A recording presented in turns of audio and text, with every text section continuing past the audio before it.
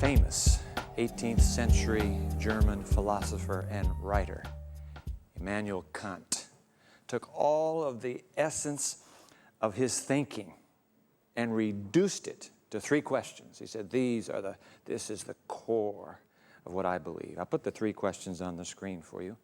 Question number one, what can I know? What can I know?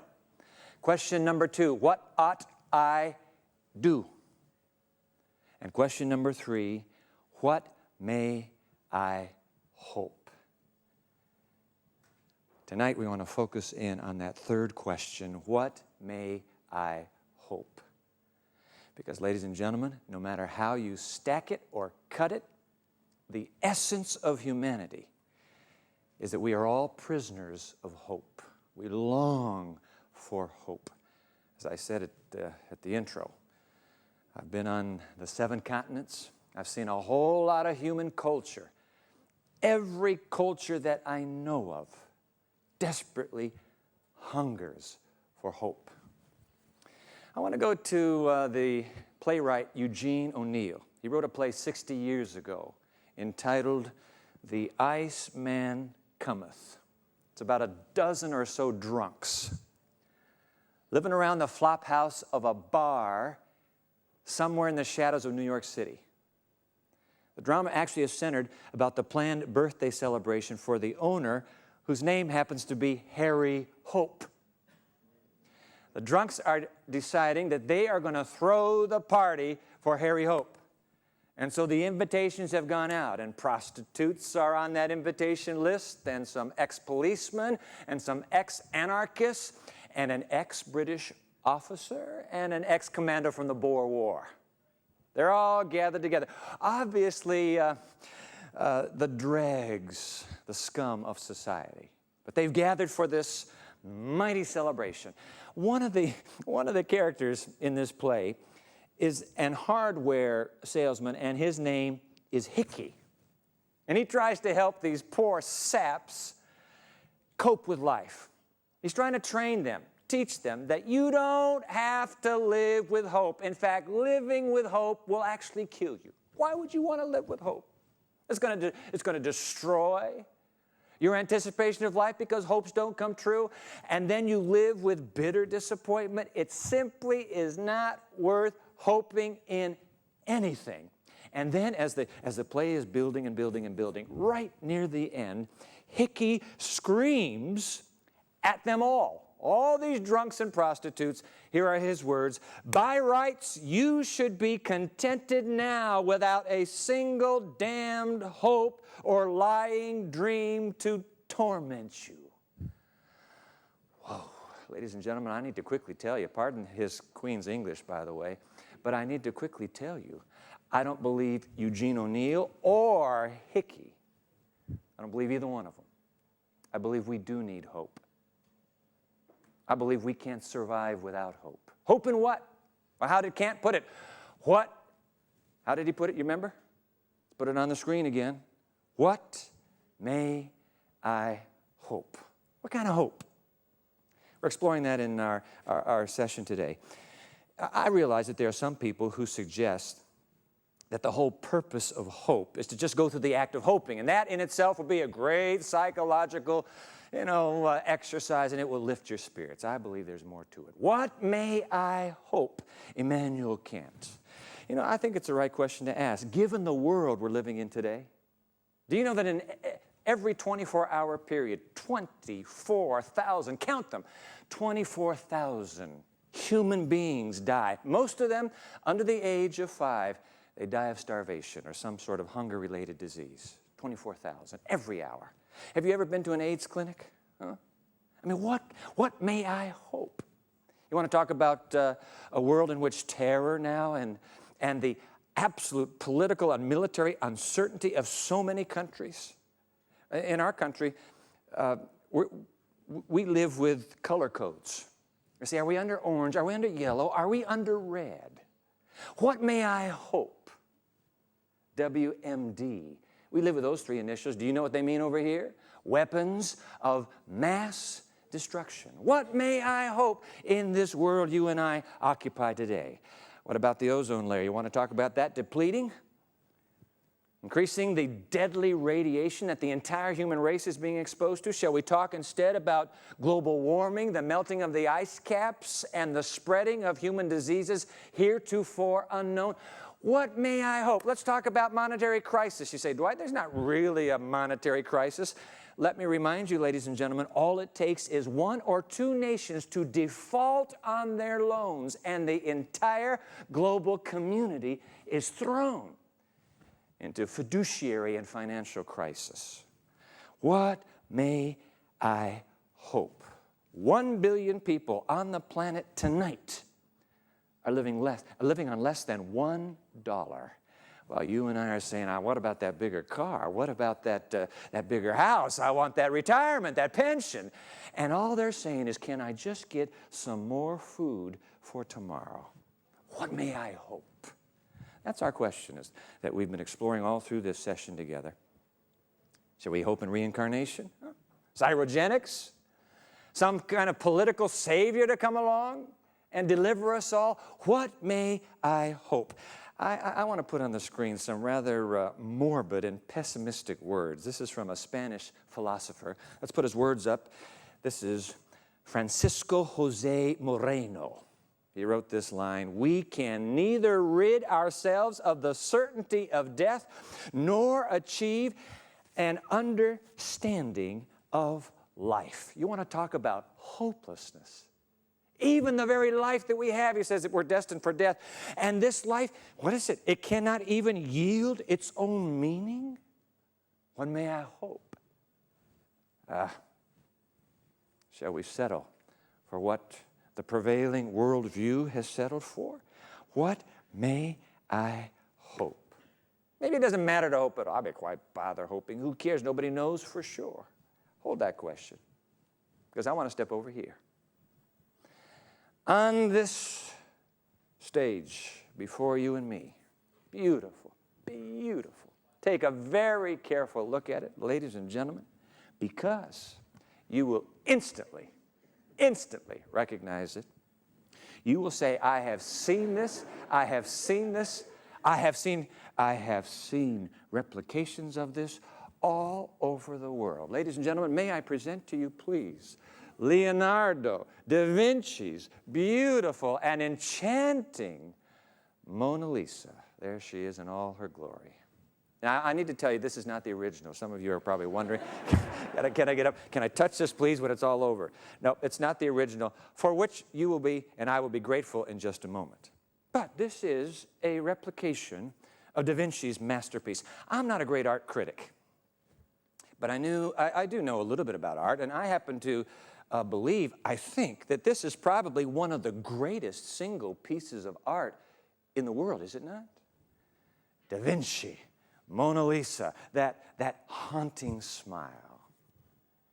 Obviously, whether I know anything about art or not, I can look at this for a little bit and realize, whoa, somebody has put some incredible, loving attention to detail. Look at the lines. Look at the shapes. Somebody has spent hours and hours on this beautiful, beautiful creation. I don't know that somebody, but just looking at the product makes me think, there must be a master artist for this. Wouldn't you agree? Oh, I think so. Now, because I happen to be quite an artist myself, I came prepared tonight to do a little bit of my own artwork. What are you laughing at? You know, I love this painting, lovely, lovely. But it just seems, she seems naked to me. I think most people that really have anything going for them are going to wear a mustache. And so, I think, there's a little more attraction now to the Mona Lisa. And because she's postmodern and probably a young adult, she just needs a little bit of this, because this is certainly stylistic. And I don't know about Da Vinci, but what's the problem with these eyebrows I can't even see? He's awfully. She needs to be a part of the movement. She needs to be a part of the movement and wear the symbols of the age. And, I don't know. She just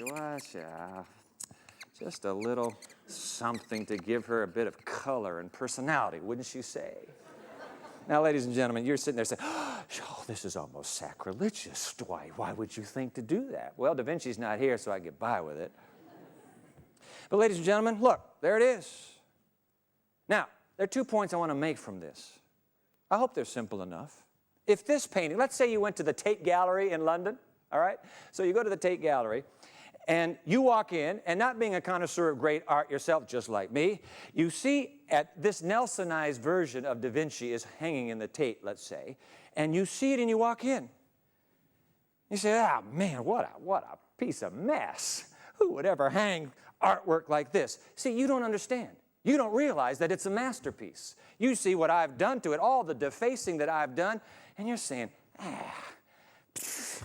bring me the next picture, please.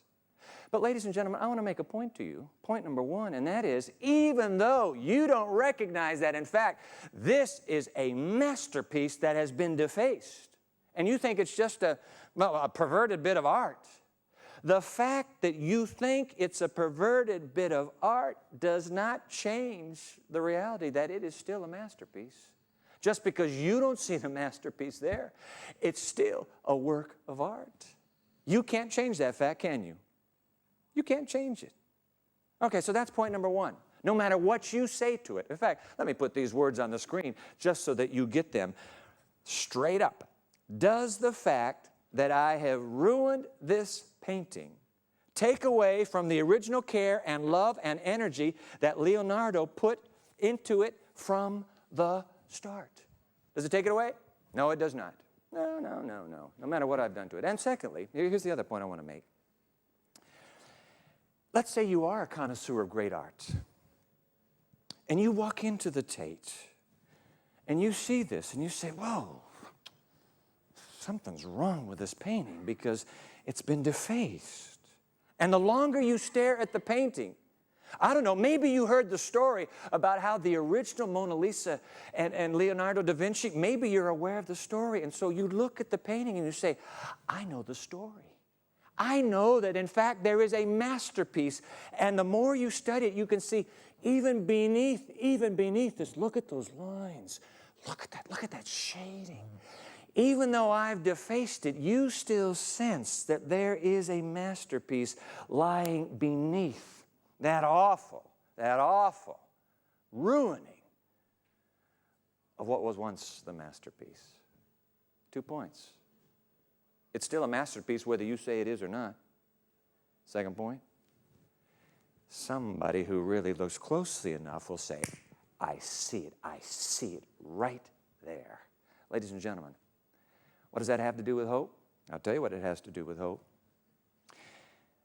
Maybe the canvas you and I are living upon has been painted by a master artist. And maybe somebody got a hold of it and defaced it. And that if you look closely enough, the master's work might yet be seen. A friend of mine is a philosopher and writer. His name is Cliff Goldstein. He wrote a book recently called God, Gardel, and Grace. I'm going to put his words on the screen. Take a look. Look closely. Now, these are his words. See? Look closely. A rotted peach, now think with me, a rotted peach demands first the peach. Isn't that true? You have to have a peach before it can rot. And there can be no sexual disease without first sex. And behind the abused child exists only the child. Like cracks in the pieta or the blotch on a banana. These adjectives are secondary, unoriginal, after-the-fact intrusions. That's after the fact. And the fact itself, as pure fact, is good. What the writer, what my friend Clifford is saying is, you got to get beneath the surface. Something was there first, before this rot set in. Something was there. Now, he goes on. I want to put his next words up on the screen here. Children, peaches, sex, before any deficiency, antecedent to any defect, reveal the creative touch of such a tender, genteel love. Think of them. Edited of all the unintended adjectives. Imagine the child unmodified. But even now it's there in the subtle curves of the peach, in the deep echoes of sex, and all through the child. It's dripping off the trees even, more apparent than air. And we sense it even if we're afraid to say it for the fear of sounding silly or unscientific. However rudely deflowered, nature still can transcend parched logic and sprinkle us with hints of something more hopeful than cosmic entropy or decay. Can you see my point, ladies and gentlemen? Nature itself, there's something beneath it. Look closely at the masterpiece. Take a look. Could it be that when we see hints of the original, we find maybe reason to hope again? I want to put some pictures of nature on the screen. I love these shots. Take a look at these, will you? Look beneath the surface defacement. You know what I see? Myself, I see the evidence of a loving designer, creator, whose master hand has left his footprints, as it were. Somebody with an astounding amount of care for the original creation. I see a Mona Lisa when I look at nature. I see a Mona Lisa that's been defaced. Somebody scratched it up. And that, my friends, is reason and cause for hope. Because if there is a master artist, and you can spot his fingerprints, then I have reason, you have reason, we have reason indeed to hope. What may I hope? Immanuel Kant asks. I mean, you think about it. All I need really to subsist, isn't this true? All I need, I probably need about, 3 vegetables? I could live on 3 vegetables. I could live on maybe three pieces of fruit, 3 different kinds of fruit, 3 kinds of grain. What kind of a palette and canvas is this that instead gives me hundreds and hundreds and hundreds of varieties of all of the above? I mean, if it's just vitamins and nutrients and a little bit of extra B12 that I need, just put it in one pill for me. But instead, it all comes wrapped in the most spectacular array. Do you suppose that this was all for the sake of the bacteria? So that when they eat the peach, they say, "Ooh, I love peaches. Why don't I decay more peaches? Where are peaches?" It doesn't make a hill of beans difference to the bacteria. Somebody else takes pleasure in a vast array of the masterpiece in the canvas. You see, what may I hope? What if it's only a defaced picture that we see today, and there really is a master behind the masterpiece? That's what I'm wondering out loud with you. That is tragic, this defacing, and sometime maybe when you and I are together, we'll talk about how it got defaced. I'm thinking about hope right now, though. Thinking about a world where maybe we have reason. Let me put that on the screen. We have reasons. We have good, logical, intelligent reasons to hope. I know what you're saying, but come on, Dwight, please. You're going to say that nature is our reason to hope? No, I'm not saying that nature is our reason to hope. In fact, I'm aware that some of you are going to say, nature is our problem. That's it. I mean, because of nature, we die. And I'll give you that one. You're right. It is a problem for us. I'm not saying nature is the reason for hope. What I'm suggesting is that nature hints at the reason for hope. Take a look at the masterpiece around you. It's been defaced, but is there something beneath that defacing? Let me put a line or two from that ancient book called the Scriptures. I'll put a line on the screen.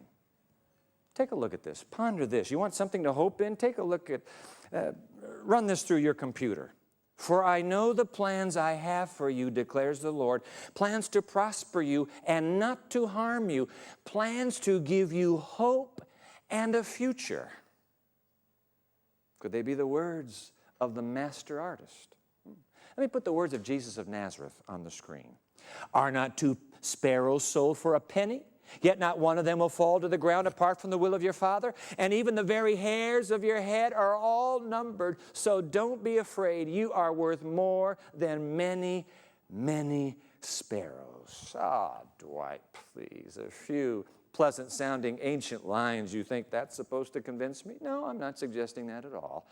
In fact, what I'm asking you to do is imagine that what you just read is true. Just to pretend, okay? Just pretend that maybe there is a master artist and this palette, this canvas upon which you and I exist has been defaced. Then can you imagine that there might be some hope tucked away in what we just read? Because if there is a master artist, then I suppose if Leonardo da Vinci walked in here and said, you know what, this thing has been messed up, give me that palette back, I predict he could probably return this to pretty much the original, couldn't he? There's a line in that ancient book that I put a lot of hope in. Let me put it on the screen for you. Near the end of the book, God will wipe every tear from their eyes. There will be no more death or mourning or crying or pain, for the old order of things has passed away. Wow, talking about hope. You mean it's not going to be this great cosmic turn off and crush and just finally sucking out all the light in the universe and the last one out, please turn the lights off? You mean there is a master designer and an artist who can return to the canvas and restore it pristine and perfect once again? Yeah, that's what I'm saying. Hope. What may I hope? I tell you what, I receive all of these lines that I read as promises of a God who not only loves His creation. Well, let me put this on the screen for you. He's the God who holds the future of this creation in His hands. In fact, there are promises all the way through that ancient book. Some of the promises are called prophecies. I want to share a prophecy, just two of them. All right, the book is replete with them. Let me just share a couple of them. These are the words of the same Jesus of Nazareth. Let me put them on the screen, please. Heaven and earth will pass away. Now, I got to remind you, as you leave the words up there, I must remind you, these words were spoken 2,000 years ago. The number is vital. We'll call it back in just a moment. They were spoken, everybody knows, 2,000 years ago. All right? Heaven and earth will pass away, but my words will never pass away. Ladies and gentlemen, I want you to think about that for a moment. The man who spoke these words was living in a little backwater province in the Roman Empire, just a troublesome little place, off the beaten path. And yet he had the audacity to say, what I speak to you now will never pass away. There have been many great luminaries who have wished that their words would last forever and ever. I don't know of any that have had the profound and lasting impact. In fact, my very reading of his words today verifies the veracity of that claim. The words will not pass away. Something, isn't it? That's a prophecy. They haven't passed away. Let me give you one more. The same Jesus of Nazareth speaking. Listen to how he described the future 2,000 years ago. Let's put the words on the screen, please. You will hear of wars and rumors of wars, but see to it that you are not alarmed. Such things must happen. But the end is still to come. Nation will rise against nation and kingdom against kingdom. There will be famines and earthquakes in various places. Now I want you to think again. 2,000 years ago, that's when these words were spoken. And I know what you're thinking. You're saying, oh, Dwight, please. We have had wars and rumors of wars since time immemorial. Don't you tell me that that's some great prophecy. Hold on. Do you want me to trace for you through history how many times brilliant minds have come along and have promised us, the human race, that we are on the cusp, we are on the brink of a brand new utopia that will never be taken away? How many times? In fact, might I put up for you the chaplain to Queen Victoria, because there is a whole cluster of bright bursts of hope at the beginning of the previous century. Let me put him on the screen for you. His name, Charles Kingsley. He is the chaplain, was the chaplain to Queen Victoria. These are his words. The railroad, the Cunard liners, and the electric telegraph are signs that we are, on some points at least, in harmony with the universe. There is a mighty spirit working among us, he wrote, the ordering and creating of God. Wow, we're almost there. Now, the historian Hans Koning, writing about that time, describing that time a century ago, these are his words now, men and women more than ever before or since, felt at home on earth and in control of their destiny. The natural demons of the past had been banished by reason and electricity, and the human demons of the new century were still hidden, end quote. And it was Winston Churchill, all of our favorite. Winston Churchill, 1895, he's visiting Cuba, where the Spanish are fighting. And he declares to the world, this will be the last war of whites fighting whites. If only he knew that in a matter of 15 to 20 years, the world would be plunged into the bloody first of two in 1 century, global conflagrations. Man has dreamed of a utopia at last. But 2,000 years ago, there was a man named Jesus of Nazareth who said, nope, it will never happen. And so far, ladies and gentlemen, that one line is still true. Fact of the matter is, could it be that there is a God who ultimately does know the future? And because of that knowledge, I can have hope in the master artist. Hope that because he knows the future, I can journey toward that future with him. Ladies and gentlemen, I will again share with you that I believe, this is my personal confession now, that I happen to believe that the evidence is indeed extremely credible, that such a master artist does exist. A designer who not only created the beautiful original, but after it became so tragically defaced and deformed, stepped into the human stream of time to join this human race, and then said, I'm going to restore it all one day. A Leonardo da Vinci who saw this awful mess and said, I can make it like the original once again. What may I hope? I may hope, let me put this on the screen for you, I may hope that this master artist knows the future. I may hope that he knows how the story will end. I may hope that in fact it is a very good ending one day in that future. I understand that I can't stand here before you and say, well, listen, if you just had that kind of hope, all your troubles will disappear. It doesn't work that way. But here's what I do want to tell you. If you can cling to that hope, hold it tight, in spite of the troubles, in spite of the heartache, in spite of the bitterness and the pain that you have to endure, if you can know that there is a master artist with your own life, and give him the chance, he can still recreate the original inside of you. Then you can hope. You don't have to despair. You don't have to quit living. You can say, I hang on. I hang on. There is more to come in the story I'm living. So, you can hope. Even in the midst of life's turmoil here, you can hope. Now, I'm sure all of you have heard of the Christian teaching called the second coming. I don't want to get into that tonight. Maybe we'll have a chance to sometime. But I will tell you this. I believe in the second coming because I believe in the first coming. You see, the first coming is of the master artist coming to this place and saying, let me get in the midst of this mess. And then let me die. I believe in that story of the Christ on the cross. Let me die. And then I will take the penalty that you deserve for all the pain, Dwight, you have inflicted on so many people.